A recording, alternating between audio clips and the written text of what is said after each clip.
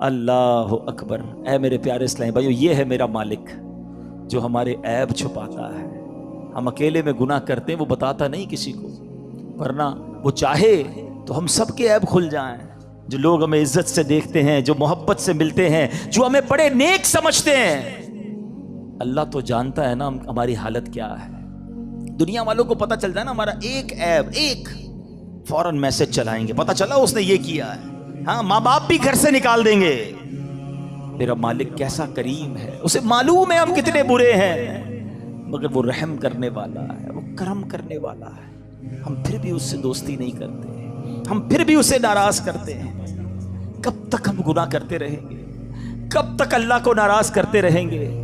اگر وہ مالک ناراض ہو گیا تو برباد ہو جائیں گے۔ اس کی رحمت چاہتی ہے کہ میں اور آپ بخشے جائیں، مگر ہم ہیں کہ یا تو توبہ نہیں کرتے، اور توبہ کرتے ہیں تو پھر اس پر قائم نہیں رہتے۔ حالانکہ نبی پاک علیہ الصلوۃ والسلام کی کیسی کیسی حدیثیں ہیں کہ جو توبہ کرتا ہے اللہ اس سے کتنا راضی ہوتا ہے۔ آئیے حدیث پاک سنانے سے پہلے میں آپ کو قرآن پاک کی آیت سناتا ہوں۔ اللہ کریم قرآن مجید میں ارشاد فرماتا ہے، سورہ بقرہ میں دوسرے پارے آیت نمبر 222 میں ارشاد فرماتا ہے، ان اللہ یحب التوابین، اور بے شک اللہ پسند کرتا ہے بہت توبہ کرنے والوں کو۔ اور اللہ جب توبہ قبول کرتا ہے نا تو سنو کیسا کریم ہے۔ دنیا میں اگر ہمارا کوئی جرم ہو جائے نا، کوئی خطا ہو جائے، مثال کے طور پہ کسی کی پولیس میں کوئی رپورٹ درج کر دی جائے، تو جب بھی آپ کسی کا ریکارڈ نکالتے ہیں نا، بے شک وہ مقدمہ ختم بھی ہو گیا ہو، یا سزا ہو گئی ہو، یا سلو ہو گئی ہو، لیکن جب آپ بندے کا کریکٹر سرٹیفکیٹ نکالتے ہیں تو اس کا وہ جرم آ جاتا ہے کہ اس نے 10 سال پہلے یہ غلطی کی تھی، 15 سال پہلے اس پر یہ مقدمہ ہوا تھا۔ نہ لوگ بھولتے ہیں، نہ دنیا بھولتی ہے، مگر دیکھو میرے رب کی شان کیسی ہے کہ اللہ ایسا کریم ہے۔ قرآن میں فرماتا ہے کہ جب اللہ توبہ قبول کرتا ہے تو صرف گناہ معاف نہیں فرماتا، گناہوں کو نیکیوں سے بدل دیتا۔ ہاں، جتنے گناہ ہیں نا وہ سارے نیکیوں میں بدل دیے جاتے ہیں۔ اللہ کریم قرآن مجید میں ارشاد فرماتا ہے، مگر جو توبہ کرے اور ایمان لائے اور اچھا کام کرے تو ایسوں کی برائیوں کو اللہ بھلائیوں سے بدل دے گا، اور اللہ بخشنے والا مہربان ہے۔ ارے میرے رب کی رحمت تو دیکھو کہ جب بندہ سچے دل سے توبہ کرتا ہے اس کی عطائیں کیسی ہیں۔ سبحان اللہ، سبحان اللہ۔ اللہ کے حبیب صلی اللہ تعالی علیہ وسلم کی میں آپ کو حدیث سناتا ہوں کہ رب کریم کس طرح توبہ کرنے والوں پر مہربانی فرماتا ہے۔ اللہ کے حبیب علیہ الصلوۃ والسلام فرماتے ہیں، جب بندہ اپنے گناہوں سے توبہ کرتا ہے تو اللہ عز و جل لکھنے والے فرشتوں کے پاس سے اس کے گناہ بھلا دیتا ہے، اس کے اعضاء، اس کے بدن کے جو پارٹس ہیں ان کو بھی بھلا دیتا ہے، اور اس زمین پر بھی نشان مٹا دیتا ہے جہاں اس نے گناہ کیے ہوتے ہیں۔ یہاں تک کہ جب بندہ قیامت کے دن اللہ سے ملے گا تو اس کے گناہ پر کوئی گواہ نہیں ہوگا۔ حالانکہ خود رب نے فرمایا قرآن میں کہ وہ دن آئے گا، ارے پڑھی ہے نا یاسین شریف، اس میں اللہ فرما رہا ہے وہ دن ہوگا جب منہ پر مہر لگا دی جائے گی، ہاتھ کلام کریں گے، پیر بتائیں گے کیا گناہ کیے تھے، کدھر گئے تھے۔ اگر توبہ نہیں کرو گے تو پھر بچ نہیں پائیں گے، لیکن اگر توبہ کر لیتے ہیں، اللہ سے دوستی کر لیتے ہیں، اللہ کو راضی کر لیتے ہیں، تو وہ ایسا کریم ہے کہ وہ پچھلے سارے گناہوں کو معاف کر دیتا ہے۔ ہم پھر کیوں اللہ کی نافرمانی کریں؟ ارے دنیا کا دستور کیا ہے، کوئی ہمارے ساتھ بھلائی کرتا ہے، ہم کیا کہتے ہیں، نہیں یار اس کو ناراض نہیں کرنا ہے، اس نے مجھے نوکری دلائی تھی، اس کو ناراض نہیں کرنا ہے، اس نے مجھے قرضہ دیا تھا، نہیں یار اس کو تو بالکل بھی ناراض نہیں کرنا ہے، مشکل وقت میں میرے کام آیا تھا۔ دنیا میں ایک کوئی احسان کر دے، تم کہتے ہو وہ ناراض نہیں ہونا چاہیے۔ جو صبح و شام رب احسان کر رہا ہے اس کی ناراضگی کا کوئی خوف نہیں کہ وہ ناراض نہ ہو جائے، میرا مالک مجھ سے ناراض نہ ہو جائے۔ سنو توبہ کرنے والے کس قدر اللہ کو پسند ہیں۔ اللہ کے حبیب علیہ الصلوۃ والسلام فرماتے ہیں، ابن ماجہ کی حدیث ہے، کل بنی آدم خطاء، آقا فرماتے ہیں سارے انسان خطا کار ہیں، غلطیاں تو سب سے ہو جاتی ہیں، مگر فرمایا وخیر الخطائین التوابون، فرمایا خطا کاروں میں بہتر وہ ہیں جو توبہ کر لیتے ہیں۔ غلطی ہوتی ہے تو معافی مانگ لیتے ہیں, سر کو جھکا لیتے ہیں, اللہ سے عرض کرتے مولا آئندہ نہیں کروں گا, اور اس کی بارگاہ میں ندامت کا اظہار کرتے ہیں. ایک اور جگہ میرے آقا علیہ الصلوۃ والسلام فرماتے ہیں تم سب میں بہترین وہ ہیں جو فتنوں میں مبتلا ہو اور توبہ کرتا ہو, یعنی اگر گناہ ہو جائے فوراً معافی مانگ لے. اچھا, ہمارے کچھ لوگوں کا توبہ کا اسٹائل بھی بڑا عجیب ہے, توبہ توبہ استغفر اللہ, گالوں پہ چپت لگا لی مگر کوئی شرمندگی نہیں ہے. ارے ایسی توبہ تو خود توبہ کی محتاج ہے. توبہ دل سے ہوتی ہے, توبہ شرم کے ساتھ ہوتی ہے, توبہ ندامت کے ساتھ ہوتی ہے, اور جب ندامت کے ساتھ بس ایک لمحے کی توبہ ہونا, اللہ پچھلے سارے گناہ معاف کر دیتا ہے. ابھی تو سنا آپ نے اس نے کیا کیا تھا, اس 40 سال کے گناہگار بندے نے کیا کیا تھا, سر چادر میں ڈال کے سر جھکا کر اللہ کو کہا ہی تھا نا کہ اللہ بس معاف کر دے, آج بچا لے. اللہ کریم نے اس کے سبب بارش برسا دی. وہ دل کا کنیکشن ریکوائرڈ ہے, وہ دل سے محبت اللہ سے درکار ہے, پھر اللہ پچھلے سارے گناہ معاف کر دے گا. اور میں نے تو آپ کو قرآن کی آیت سنائی ہے کہ صرف معاف نہیں فرمائے گا, وہ تمہارے گناہوں کو بھی نیکیوں سے بدل دے گا. اب ہم توبہ میں کیوں تاخیر کریں, کیوں اس سے دوستی نہ کر لیں؟ اے میرے پیارے اسلامی بھائیوں, توبہ کی تو کیا شان ہے. آؤ میں اللہ کی رحمت کا ایک اور واقعہ سناتا ہوں. مکاشفۃ القلوب میں امام غزالی علیہ رحمت اللہ الوالی نے یہ واقعہ لکھا. بنی اسرائیل میں ایک نوجوان تھا, 20 سال تک تو اس نے اللہ کی خوب عبادت کی, پھر اگلے 20 سال اس نے اللہ کی بہت نافرمانی کی. پھر آئینہ دیکھا تو داڑھی کے بال سفید ہو گئے تھے. پھر وہ غم زدہ ہو گیا اور کہنے لگا, اے میرے خدا, میں نے 20 سال تک تیری عبادت کی, 20 سال تک میں نے تیری نافرمانی کی, اب میں تیری طرف آؤں گا تو میری توبہ قبول ہو جائے گی, یا اللہ تو مجھے معاف کر دے گا. ہائے ہائے.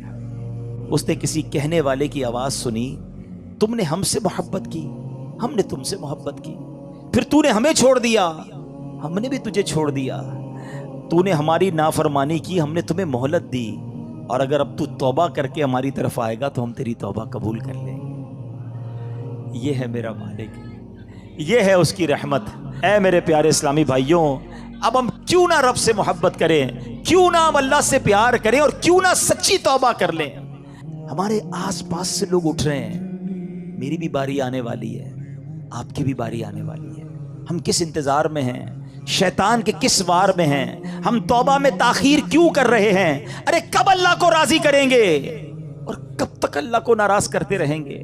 کب تک نمازیں قضا ہوتی رہیں گی؟ کب تک آنکھیں حرام دیکھتی رہیں گی؟ کب تک میرے اور آپ کے کان حرام سنتے رہیں گے؟ اے حرام کمانے والے, کب تک حرام کماتا رہے گا؟ بدکاری کرنے والا, بے حیائی کرنے والا, نام محرم لڑکیوں اور عورتوں سے دوستیاں کرنے والا سوچے کب تک تم یہ گل چھڑے اڑا لو گے؟ جوا کھیلنے والا سوچے کہ کب تک میں یہ کام کر لوں گا. ارے اچانک یہ اعلان ہوگا کہ فلاں کا انتقال ہو گیا ہے, ہمارے ہی دوست ہمیں کاندھوں پر اٹھائیں گے, ہمیں قبر میں ڈال کر آ جائیں گے. یہ دوست جو آج تھوڑی سی ہماری گھبراہٹ پر ہمارے ساتھ کھڑے ہو جاتے ہیں, پتہ ہے جب قبر میں اتاریں گے نا تو لوگ کہہ رہے ہوں گے ذرا صحیح طریقے سے مٹی ڈالو, کوئی سوراخ باقی نہ بچ جائے. ہوا بھی نہیں چھوڑیں گے, ایک سوراخ بھی نہیں چھوڑیں گے, مجھے اور آپ کو تنہا قبر میں چھوڑ کر آ جائیں گے. پھر کیا ہوگا؟ میرے اور آپ کے پاس کیا بچے گا؟ یہ مال, یہ دولت, یہ گاڑی, یہ گھر, یہ شہرت, سب کچھ پیچھے رہ جائے گا. اب ہمارے ساتھ قبر میں ہوں گے ہمارے اعمال. اور دیکھو, اگر اللہ ناراض ہوا نا, اللہ ناراض ہوا تو مارے جائیں گے, پھر تو قبر جہنم کا گھڑا بن جائے گی. اسی لیے میں آج یہ عرض کرنے آیا ہوں کہ جلدی جلدی اپنے رب کو راضی کر لو. وہ کیسا کریم ہے, بلکہ اس کی رحمت چاہتی یہی ہے کہ میرے بندے بخشے جائیں, میرے بندے معافی مانگ لیں, میرے بندے رجوع کر لیں. مگر یہ بندہ ہے جو رجوع نہیں کر رہا, یہ بندہ ہے جو اس سے دوستی نہیں کر رہا. خدا را میں آج کے بعد اللہ کے فرما بردار بندوں میں شامل ہو جاؤں. سنو وہ کیسا کریم ہے. حضرت سیدنا ابو ہریرہ رضی اللہ تعالیٰ عنہ سے مروی ہے, رسول اللہ صلی اللہ تعالی علیہ وسلم کا فرمان عالی شان ہے کہ جب کوئی بندہ گناہ کر لیتا ہے اور پھر کہتا ہے کہ اے مولا میں نے گناہ کر لیا, مجھے معاف کر دے, تو اللہ فرماتا ہے میرا بندہ جانتا ہے کہ کوئی اس کا رب ہے جو گناہ معاف بھی کرتا ہے اور اس پر پکڑ بھی لیتا ہے. میں نے اپنے بندے کو بخش دیا, تو جتنا رب چاہتا ہے بندہ ٹھہرا رہتا ہے، اس کے بعد پھر کوئی گناہ کر لیتا ہے، پھر عرض کرتا ہے الہی میں نے پھر گناہ کر لیا ہے، پھر مجھے معاف کر دے۔ تو رب کریم فرماتا ہے میرا بندہ جانتا ہے کہ کوئی اس کا رب ہے جو گناہ کرنے پر پکڑ بھی لیتا ہے اور معاف بھی فرما دیتا ہے۔ میں نے اپنے بندے کو بخش دیا، پھر اس بندے سے پھر گناہ ہو جاتا ہے، وہ پھر اللہ سے کہتا ہے، تیسری بار کہتا ہے اے اللہ پھر گناہ ہو گیا ہے، اے رب کریم مجھے معاف کر دے۔ تو رب فرماتا ہے میرا یہ بندہ جانتا ہے کہ اس کا کوئی رب ہے جو گناہ کرنے پر پکڑتا ہے اور معاف مانگنے پر معاف بھی کر دیتا ہے۔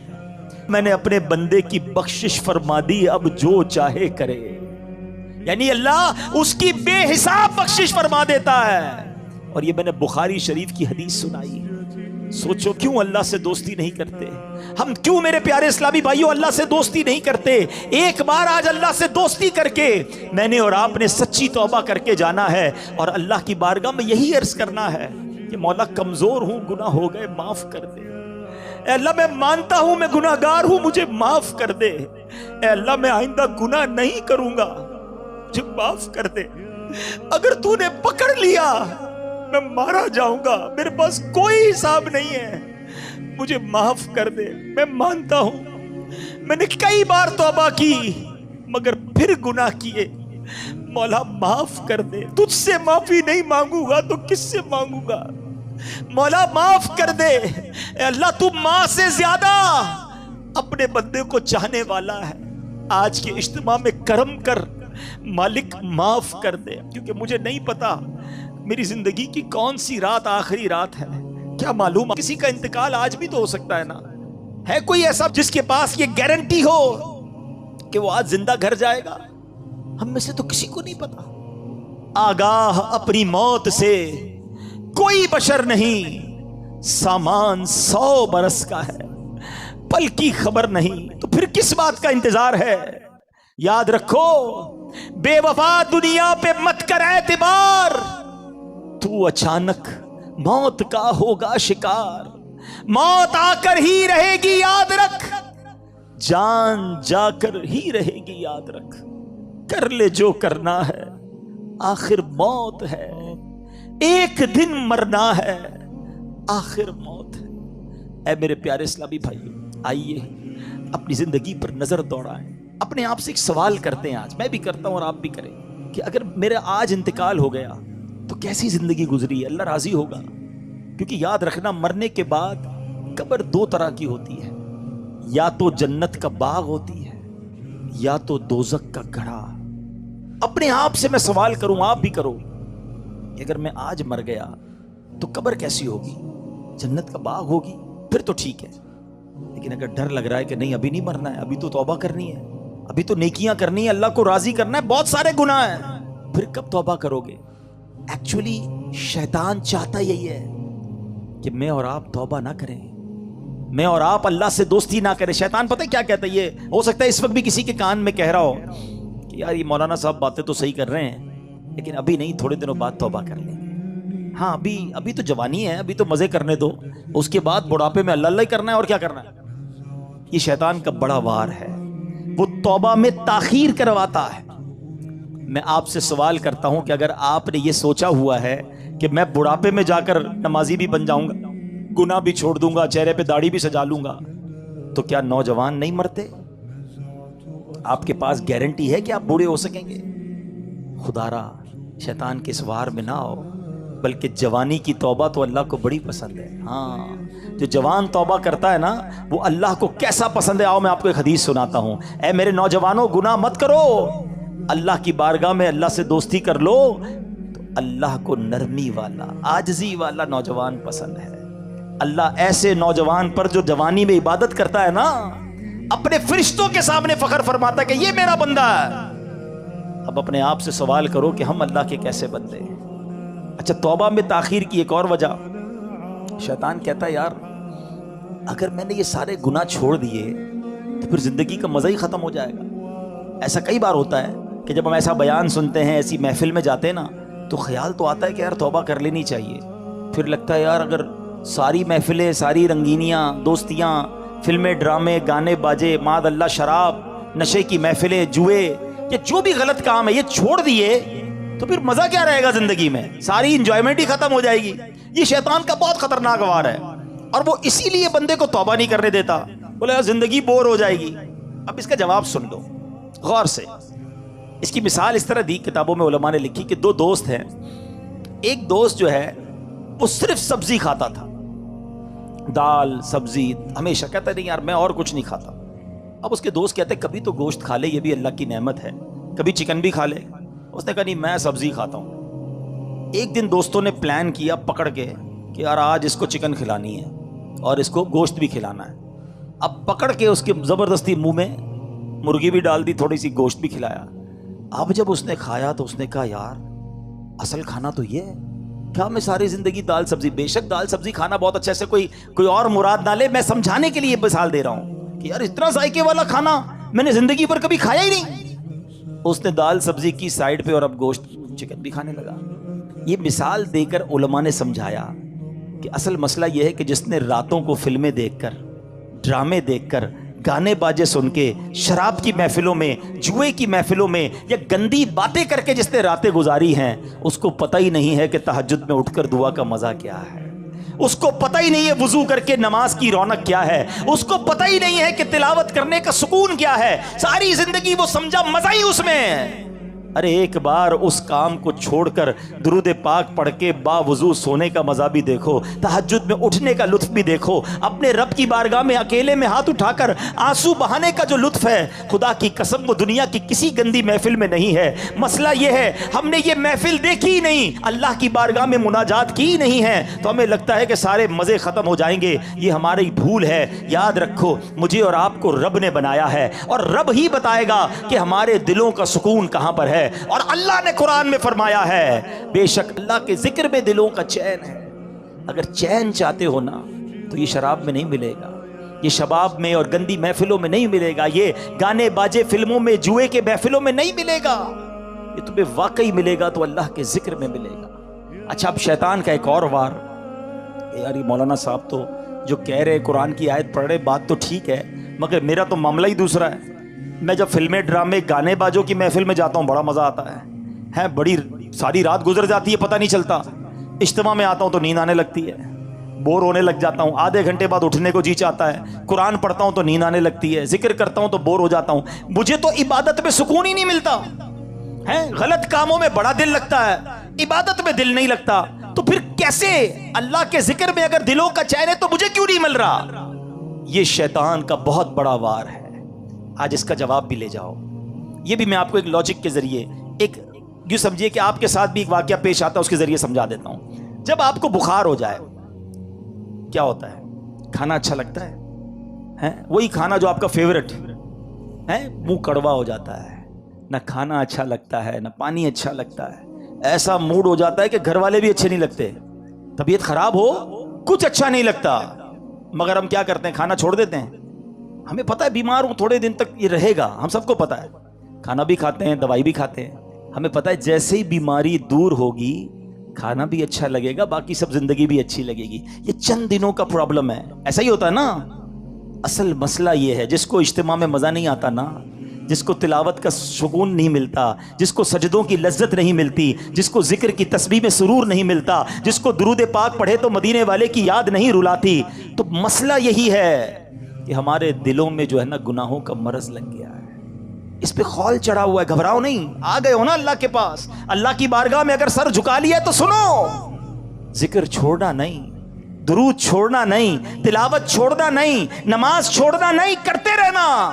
تھوڑے دنوں کی بات ہے، جیسے ہی دل سے مرض دور ہوگا تو میں سجدوں کی لذت ملنا شروع ہو جائے گی، تلاوت میں دل لگنے شروع ہو جائے گا، تم مدینے والے آقا کی بات کرو گے، تمہاری آنکھوں سے آنسو نکلنا شروع ہو جائیں گے۔ اللہ کی قسم تمہیں محفل میں آقا کے ذکر میں ایسا سرور آئے گا جو دنیا کے کسی کام میں نہیں آئے گا، کیونکہ ابھی دل میں مرض ہے، ابھی مزہ نہیں آ رہا، ابھی سکون نہیں مل رہا۔ دیکھو دور مت چلے جانا، دیکھو بھاگ مت جانا، مسجد کو ٹھکانہ بنا لو، نماز کو اپنا طریقہ بنا لو، اللہ کی بارگاہ میں سر جھکائے رکھنا اور اللہ سے ہی کہنا کہ مالک ذکر تیرا کرتا ہوں، سکون نہیں مل رہا, نماز پڑھ رہا ہوں, سرور نہیں آ رہا. خدا کی قسم جس دن یہ دل سے مرض دور ہوا تمہیں وہ لطف زندگی کا ملنا شروع ہو جائے گا جو اس سے پہلے نہیں ملا ہوگا. تو اے میرے پیارے اسلامی بھائیوں, یہ شیطان کے واروں میں نہ آؤ. یہ مردود ہمیں کبھی بھی توبہ نہیں کرنے دے گا. یہ لمبی امیدیں دلوائے گا. یہ ہمیں موت تک لے جائے گا, اور اس کو ہمیں موت بھی ایسے آ سکتی ہے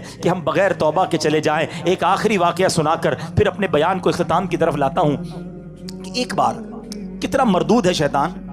دو بھائی تھے, پہلی منزل پہ چھوٹا بھائی, دوسری منزل پہ بڑا بھائی. بڑے بھائی کے پاس شیطان گیا, 40 سال تک اللہ کی عبادت کی.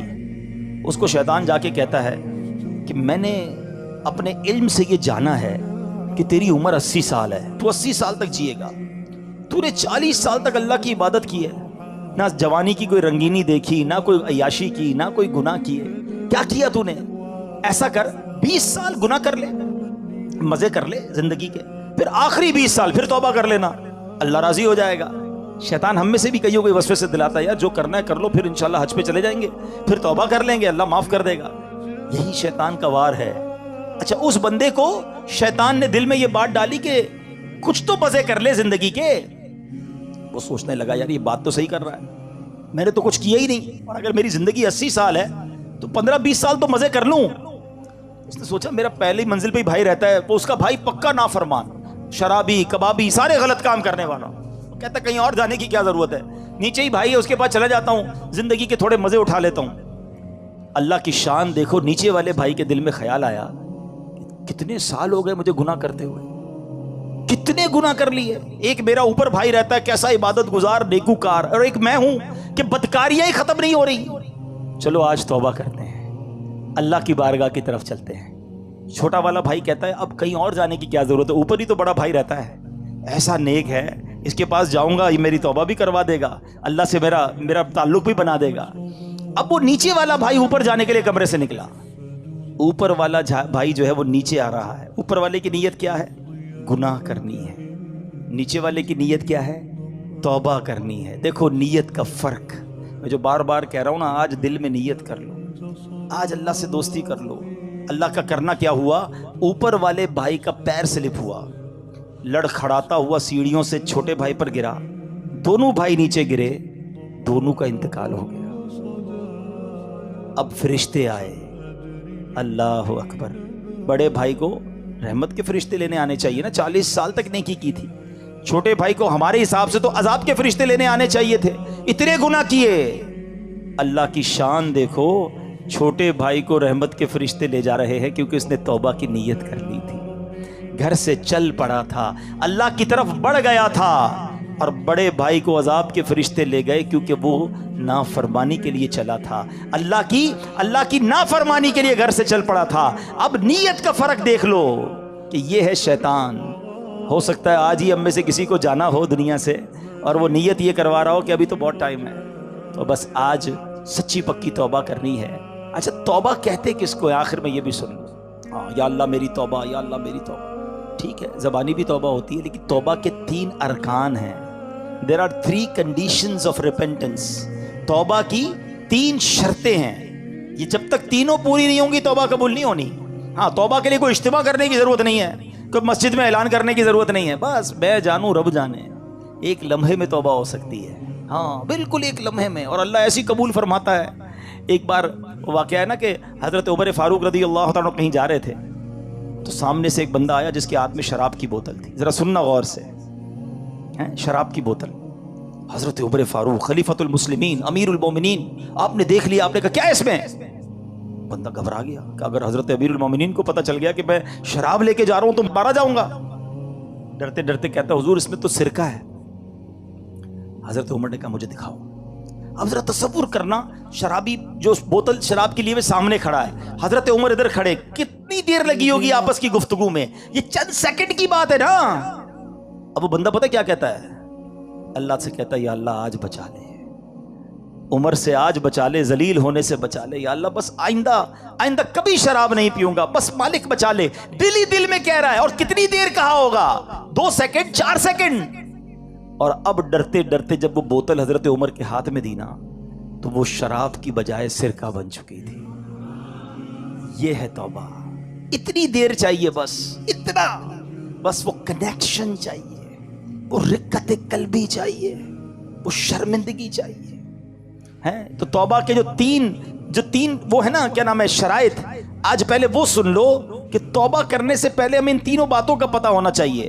تو آج ہم نے توبہ کرنی ہے مگر ان شرائط کے ساتھ کرنی۔ نمبر 1، ماضی پر ندامت، جو کیا ہے نا اس پر شرمسار ہو، شرمندہ ہو، گلٹی فیل کرے۔ نمبر 2، جس حال میں توبہ کر رہا ہے گناہ چھوڑ دے۔ ایسا نہیں کہ صبح فجر پڑھنے کا ارادہ بالکل نہیں ہے، رات عشاء ابھی تک پڑھی نہیں اور رات میں پڑھنے کا بھی ارادہ نہیں ہے، اور کہہ رہا ہے یا اللہ نماز جو نہیں پڑھی معاف کر دے، آئندہ پڑھوں گا۔ نہیں، توبہ بھی کرے، اس وقت وہ گناہ چھوڑ دے تو پھر وہ توبہ ہوتی ہے۔ اور تیسری، آئندہ نہ کرنے کا پختہ ارادہ۔ پھر الگ بات ہے کہ پھر بندہ گناہ میں پڑ جائے، یہ بات کی بات ہے۔ شیطان یہ بھی بولتا ہے کہ یار توبہ کرنے کا فائدہ کیا، میں تو پھر گناہ کر لیتا ہوں، یہ بھی شیطان کا وار ہے۔ آج توبہ کر لو، کیا پتہ گناہ کا موقع ہی نہ ملے، اس سے پہلے ہی موت آ جائے۔ بنی اسرائیل میں ایک شخص جو کہ نہایت بڑا مجرم اور گناہگار تھا، اس نے 200 سال اللہ تعالیٰ کی نافرمانی کی۔ جب وہ مر گیا تو جو اس کے شہر کے لوگ تھے انہوں نے اسے گھسیٹ کر کوڑے کرکٹ کی جگہ پر ڈال دیا، یعنی اس کی تدفین نہیں کی، اس کو کفن نہیں پہنایا۔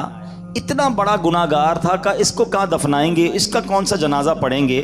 انہوں نے کیا کیا کہ اس کو انہوں نے کوڑے کی جگہ پر پھینک دیا۔ اب کیا ہوا، اللہ تبارک و تعالیٰ نے حضرت موسیٰ علیہ السلام پر یہ وحی بھیجی کہ اے موسیٰ، اے میرے کلیم، ہمارا ایک بندہ فوت ہو گیا ہے اور بنی اسرائیل نے اس کو گندگی پر پھینک دیا ہے۔ اے موسیٰ، تم وہاں پر جاؤ اور وہاں جا کر اسے اٹھاؤ، اس کی تجہیز و تکفین کرنی ہے، اس کا جنازہ آپ نے پڑھانا ہے اور لوگوں کو بھی اس کا جنازہ پڑھنے کی ترغیب دینی ہے۔ آپ سوچیں کہ ایک شہر میں ایسا بندہ جو اتنا بدنام ہو کہ جس کا جنازہ پڑھنے کے لیے کوئی تیار نہیں، اسے کوڑے دان پہ پھینک دیا ہے، اور اللہ کے نبی کو وحی کی جا رہی ہے کہ اے موسیٰ آپ جائیے اور جا کر اس کا جنازہ بھی پڑھائیں، اس کو کفن بھی دیں، تکفین بھی کریں۔ حضرت موسیٰ علیہ السلام جب وہاں گئے اور اس میت کو دیکھ کر آپ نے بھی پہچان لیا، آپ نے اللہ تبارک و تعالیٰ کا حکم تو عمل کیا کہ کفن بھی پہنایا، جنازہ بھی ہوا، تدفین بھی ہوئی۔ اس کے بعد آپ نے اللہ سے عرض کی کہ مولا، یہ مشہور ترین مجرم تھا، اتنا بڑا انعام اسے دیا گیا۔ اچھا، یہ انعام کتنا بڑا تھا آپ سمجھے نا، کہ اللہ کے نبی جس کا جنازہ پڑھا دیں، اللہ کے نبی جسے کفن پہنائے، اللہ کے نبی جس کی تدفین کرے، وہ تو بخشا گیا نا۔ کہ یا اللہ، اتنا بڑا انعام اتنے بڑے مجرم پر۔ اللہ کی طرف سے حکم ہوا، بے شک یہ بڑی سزا اور عذاب کا مستحق تھا، گناہگار بھی بڑا تھا، لیکن ایک بار اس نے تورات شریف کھولی تھی اور اس نے میرے حبیب جناب محمد مصطفیٰ صلی اللہ تعالی علیہ وسلم کا نام پاک لکھا ہوا دیکھا۔ اس بندے نے محبت سے اس کو بوسہ دیا اور درود پاک پڑھا۔ اے موسیٰ، اس نام پاک کی تعظیم کرنے کی وجہ سے میں نے اس کے سارے گناہ معاف کر دیے۔ اللہ اکبر ہے، یہ ہے میرے آقا کی شان، یہ ہے نبی پاک علیہ الصلوۃ والسلام سے محبت کا انعام، یہ ہے سرور کائنات علیہ الصلوۃ والسلام اور اللہ والوں کا ادب کرنے والے کا مقام کہ اس نے اسے چوما، آنکھوں سے لگایا، درود پڑھا، اللہ نے اس کے 200 سال کے گناہ معاف کر دیے۔ سبحان اللہ۔ تو وہ مسلمان کتنا خوش نصیب ہے جو نمازوں کے بعد نبی پاک پر درود پڑھے، جو جمعے کے بعد صلاۃ و سلام پڑھے، جو یا رسول اللہ کہہ کر اپنے آقا کو یاد کرے اور کثرت سے درود پاک پڑھے، اس کا انشاءاللہ وارے نیارے ہو جائیں گے۔ میں بھی نیت کروں اور آپ بھی نیت کریں کہ اب انشاءاللہ زندگی میں کثرت کے ساتھ درود پاک پڑھیں گے۔ ایک اور بات بھی سیکھنے کو ملی اس روایت سے کہ با ادب با نصیب۔ ہاں، ادب جو ہے نا یہ بڑا بڑا مقام دلا دیتا ہے۔ با ادب با نصیب اور بے ادب بد نصیب۔ اللہ مجھے اور آپ کو بے ادبی سے محفوظ فرمائے، ساری زندگی ہم سب کو ادب کرنے کی توفیق عطا فرمائے، اور اس کے لیے ہمیں ایک اور کام کرنا ہوگا، ہمیں ادب والوں کے ساتھ رہنا ہوگا۔ ادب جو ہے نا وہ ادب والوں کے ذریعے ملتا ہے۔ آپ بے ادب کے ساتھ رہ کر با ادب نہیں بن سکتے، آپ بے حیا کے ساتھ بیٹھ کر با حیا نہیں بن سکتے۔ بندہ کہے رہوں بے شرموں کے ساتھ خود شرم والا ہو جاؤں، ایسا نہیں ہوگا۔ آپ کو صحبت اثر لائے گی. کہتے ہیں نا عاشق بننا ہے تو عاشق کی صحبت اپنانا ہے. اگر نبی پاک کا عشق دل میں بٹھانا ہے تو صحبت بھی عاشق رسول والی ہونی چاہیے. تو اللہ کریم ہمیں با ادب لوگوں سے تعلق رکھنے کی توفیق عطا فرمائے. تو بہرحال کیا بات ہے درود پاک کی. ایک بار پھر محبت کے ساتھ با آواز بلند درود پاک پڑھ لیجئے. صلو علی الحبیب صلی اللہ تعالی علی محمد صلی اللہ علیہ وسلم. حکایت الصالحین نامی کتاب ہے اور اس میں ایک بڑا ہی ایمان افروز واقعہ موجود ہے. حضرت ذوالنون مصری رحمت اللہ تعالی علیہ ایک روز نیل کے ساحل کی طرف تشریف لے گئے. اس وقت آپ بڑی گہری سوچ میں مگن تھے. اچانک آپ نے ایک بہت بڑے بچھو کو دیکھا کہ تیزی سے وہ ساحل کی طرف جا رہا ہے. آپ اس کی طرف متوجہ ہوئے کہ اتنا بڑا بچھو اور یہ پانی کی طرف کیوں جا رہا ہے. آپ بھی پیچھے پیچھے گئے تو آپ نے دیکھا کہ دریا میں سے ایک مینڈک نکلا اور وہ بچھو اس مینڈک پہ سوار ہو گیا اور مینڈک تیرنے لگ گیا. آپ حیران ہو گئے کہ یہ تو کوئی راز کی بات لگتی ہے. بچھو اور مینڈک کی دوستی تو نہیں ہوتی. یہ تو ایسا لگتا ہے کہ اس کے لیے سواری کا انتظام کیا گیا ہے اور یہ دریا پار کرانے کا نظام بنایا گیا ہے. آپ کو بڑا تجسس ہوا. آپ بھی دریا پار کر کے دوسری طرف پہنچ گئے. مینڈک نے کیا کیا, اس بچھو کو اگلے کنارے پر اتار دیا. اب بچھو پھر چلنے لگا, آپ پیچھے جانے لگے. حضرت ذوالنون مصری رحمت اللہ تعالی دیکھتے ہیں کہ تھوڑا آگے گئے تو ایک شخص زمین پر مدہوش پڑا ہوا ہے, بے ہوش. اس کے سینے پر ایک بہت بڑا اژدہا, بہت بڑا سانپ اسے ڈسنے کے لیے تیار ہے. اس بندے کو پتہ ہی نہیں وہ بے ہوش پڑا ہوا ہے, مگر اس بچھو نے رائٹ ٹائم اچانک وہاں پہنچ کر اس سانپ کو ڈنک مارا اور اس بندے کی حفاظت کا انتظام کیا. وہ سانپ وہیں پر مر گیا اور بچھو واپس چلا گیا. حضرت ذوالنون مصری حیران کہ مالک یہ تیرے عجب راز ہیں. اس بے ہوش بندے کو تو پتہ ہی نہیں ہے کہ اس کی حفاظت کے لیے تو نے انتظام کیا کیا ہے. لیکن حضرت ذوالنون مصری رحمت اللہ تعالی علیہ سب کہتے ہیں کہ میں سمجھ گیا کہ یہ بندہ ہے بہت بڑی چیز, اللہ کا بڑا نیک بندہ ہے کہ اس کی حفاظت کے لیے رب نے دوسرے علاقے سے بچھو بھیجا جس نے سانپ کو ڈسنے سے روک لیا, حالانکہ بندہ بے ہوش پڑا تھا. تو آپ نے سوچا کہ میں اس بندے کے پیر ہی چوم لیتا ہوں, اتنا بڑا اللہ کا ولی ہے, بے ہوش ہے. وہ جیسے ہی قریب ہوئے نا تو آپ کو اس بندے کے منہ سے شراب کی بدبو آئی. آپ حیران ہو گئے کہ شرابی, گناہگار, اور اس کی حفاظت کا ایسا انتظام. اللہ اکبر. ابھی آپ پریشان ہی تھے کہ آپ کو غیب سے آواز آئی, اے ذوالنون حیران کیوں ہوتا ہے, یہ بھی ہمارا ہی بندہ ہے. اگر اللہ صرف نیکوں کی حفاظت فرمائے گا, اگر نیکوکاروں کی ہی رب حفاظت فرمائے گا, تو اے ذوالنون گناہگاروں کی حفاظت کون کرے گا. آئے ہائے. حضرت ذوالنون نے جب یہ سنا تو آپ وجد میں آ گئے, آپ کی کیفیت ہی بدل گئی. اللہ اکبر. جب سورج غروب ہونے لگا, ساحل پر ٹھنڈی ٹھنڈی ہوا چلنے لگی, تو اب اس نوجوان کے جسم میں کچھ حرکت پیدا ہوئی. تھوڑی دیر بعد وہ ہوش میں آیا. حضرت ذوالنون اس کے قریب ہی بیٹھے تھے. آپ کو دیکھ کر شرمندہ ہوا, شرمندگی سے کہتا حضور آپ ادھر کیسے؟ آپ اللہ کے ولی تھے, بڑے مشہور شخصیت تھے, وہ بندہ آپ کو پہچان گیا. تو آپ نے فرمایا پہلے یہ بتاؤ کہ تم کون ہو, میرے بارے میں چھوڑو. اس نے کہا حضرت آپ تو دیکھ ہی رہے ہیں میں شرابی آدمی ہوں. آپ نے فرمایا ذرا بائیں طرف دیکھو, اپنی ذرا قریب دیکھو. اس بندے نے دیکھا تو مرا ہوا بہت بڑا سانپ پڑا ہوا, تو گھبرا گیا. حضرت ذوالنون مصری نے اب اس کو سارا واقعہ سنایا کہ میں تو کہیں اور تھا, میں نے ایک منظر دیکھا, بچھو اور مینڈک کے پیچھے ادھر آیا, اللہ نے تیری حفاظت کا کیسا انتظام کیا, تو رب کی نافرمانی کرتا ہے اور وہ مالک تیری حفاظت فرما رہا ہے. اللہ اکبر. جب اس شرابی نے یہ واقعہ سنا وہ زارو کتار رونے لگا, اور اس کے بعد اس نے جو ہے یہ اس نے بڑا کمال کا جملہ کہا, اگر وہ ذات گناہ گاروں کو ایسا نوازتی ہے تو پھر نیکوں کو کیسا نوازتی ہوگی. جب اپنے نافرمانوں کو وہ ایسا نوازتا ہے تو اپنے فرما برداروں کو کیسا نوازتا ہوگا. یہ کہہ کر وہ شخص نے سارے گناہوں سے توبہ کی, اب مجاہدات کرنے لگا, اب عبادتیں کرنے لگا. ایک وقت ایسا آیا کہ اس بندے کا شمار اللہ کے مقبول بندوں میں ہونے لگ گیا, وہ بھی اللہ کا ولی بن گیا. میرے پیارے اسلامی بھائیوں, مدنی چینل کے ناظرین, یہ واقعہ ہم سب کے لیے بہت بڑا پیغام ہے.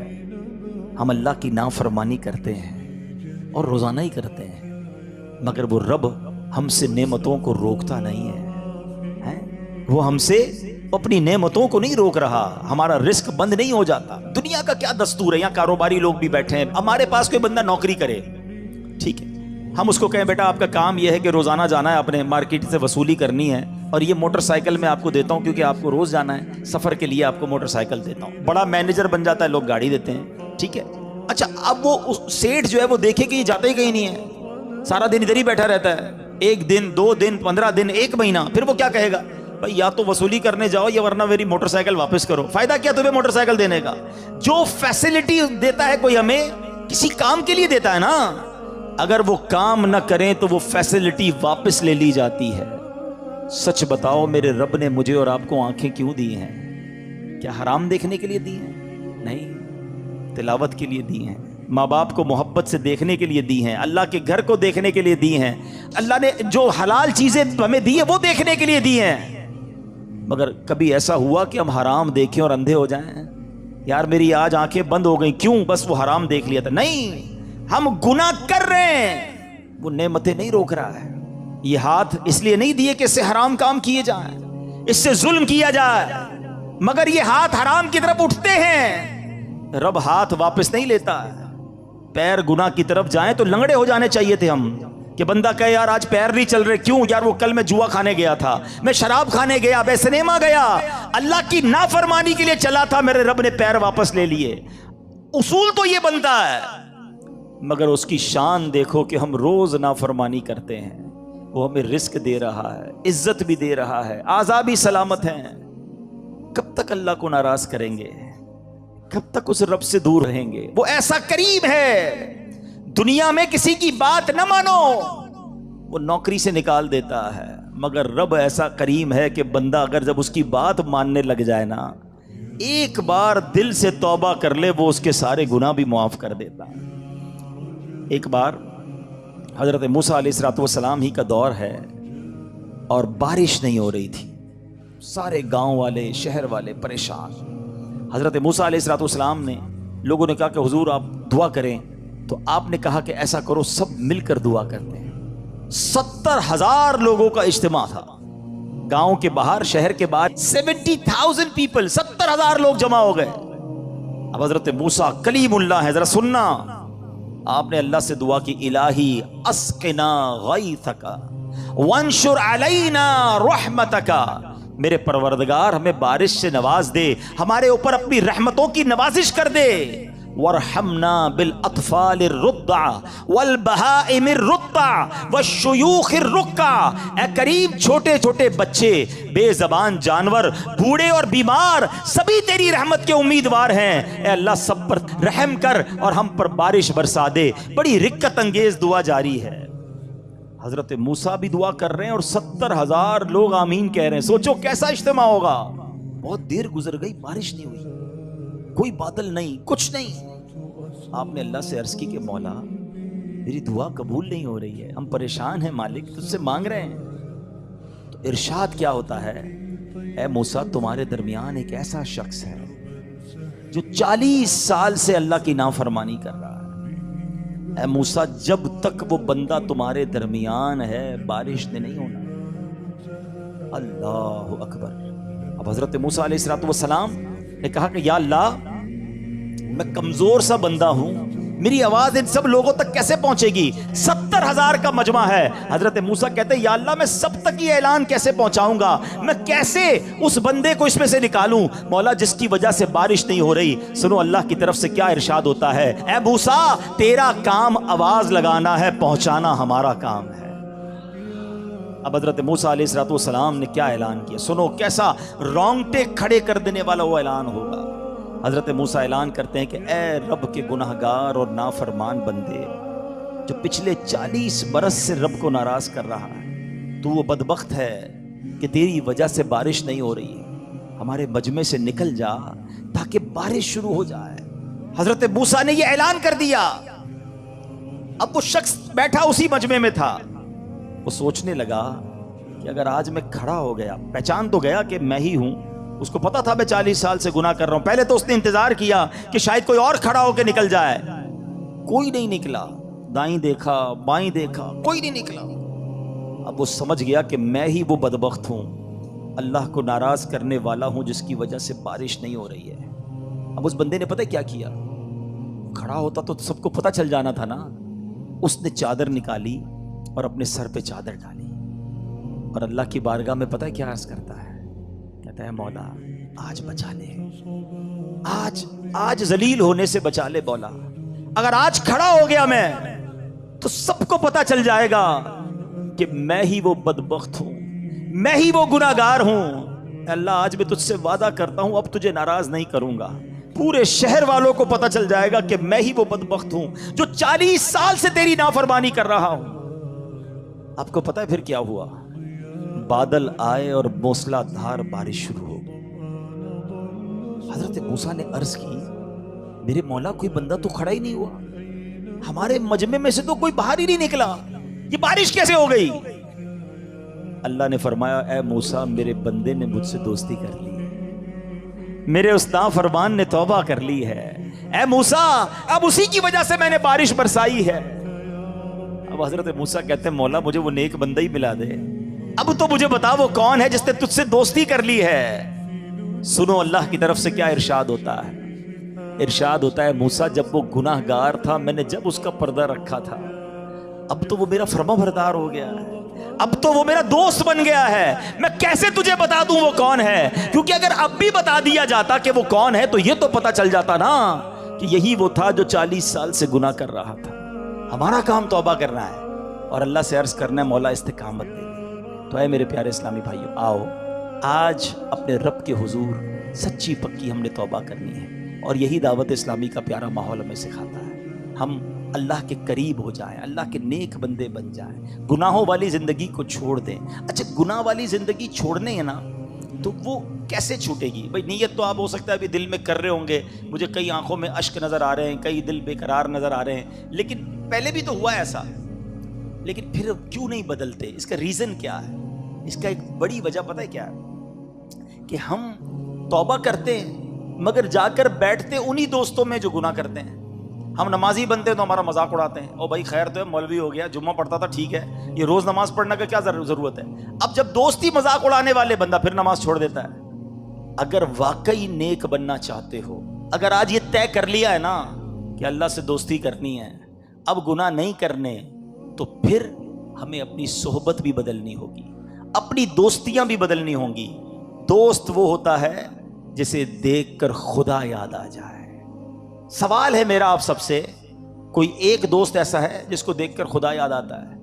ہمارے دوست تو ایسے ہیں جس کو دیکھو تو سنیما یاد آتا ہے، الٹے کام یاد آتے ہیں۔ ایسے دوست نہیں چاہیے، دوست وہ بناؤ جسے دیکھ کر خدا یاد آئے، میں گناہ کروں تو مجھے مسجد میں لے جائے، مجھے توبہ کرائے، نہ کہ گناہوں میں مددگار ثابت ہو۔ ہمارا پرابلم ہی یہی ہے، ہم نے دوستیاں ایسی رکھی ہیں۔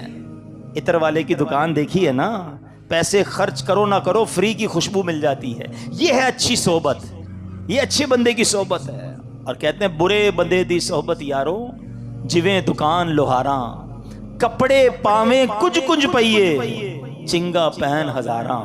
جتنے بھی کپڑے بچا لو، لوہار کی دکان پر جاؤ تو سوراخ ہو ہی جاتا ہے کپڑوں میں۔ یہی برے دوستوں کی صحبت ہے۔ کچھ لوگ کہتے ہیں میں شراب نہیں پیتا، دوست پیتے میں صرف بیٹھتا ہوں، میں جوا نہیں کھیلتا، دوست کھیل رہے ہوتے میں تو صرف کمپنی دیتا ہوں، میں غلط کام نہیں کرتا۔ ارے اللہ کے بندو یہ دوست ہی ہوتے ہیں جو تمہیں حرام کی طرف لے جاتے ہیں۔ آج تم شراب نہیں پی رہے مگر کل ایک دن آئے گا کہ تم شرابی بن جاؤ گے۔ آج تم نشہ نہیں کر رہے، لوگ کہتے نہیں میں تو صرف سگریٹ پیتا ہوں، ارے یہی سگریٹ تمہیں آگے جا کے پھر نشے والی سگریٹ بنے گی۔ آج تک کون سا ایسا شرابی اور جواری، یا مجھے جناب کوئی ایک نشہ ہی بتا دو کہ جس کو ماں باپ نے لا کر دیا ہو کہ بیٹا آج تُونے بڑا اچھا کام کیا، لے بیٹا شراب پی لے، ہیں یا یہ آج چرس کا سگریٹ پی لے، یہ ہیروئن پی لے، کون پلاتا ہے؟ ہمیشہ یہ غلط عادت دوستوں سے ہی لگتی ہے۔ اور بندہ کہتا ہے مجھے اپنے اوپر بڑا اعتماد ہے، میں تو صرف بیٹھتا ہوں، یہ بیٹھنے والا ہی آگے جا کے برباد ہوتا ہے۔ چور بناتے ہیں، ڈاکو بناتے ہیں، غلط کاموں کی طرف لے جانے والے یہ دوست ہوتے ہیں۔ خدا را آج طے کر لو کہ میں نے دوست کسے بنانا ہے۔ ارے دوست وہ ہونا چاہیے جو زندگی میں بھی مجھے گناہوں سے بچائے اور میں مر جاؤں تو میری قبر پر آ کر بھی مجھے ثواب پہنچائے۔ ہمارے تو ایسے دوست ہیں جن کو جنازہ ہی پڑھنا نہیں آتا، کیا ثواب پہنچائیں گے؟ اب طے آپ نے کرنا ہے کہ اگر واقعی نیک بننا ہے تو اپنی سنگتیں، اپنی دوستیاں بھی تبدیل کرنی ہوں گی۔ تو اللہ کریم مجھے اور آپ کو نیک اعمال کرنے کی توفیق عطا فرمائے، آمین بجاہ النبی الامین صلی اللہ تعالی علیہ وسلم۔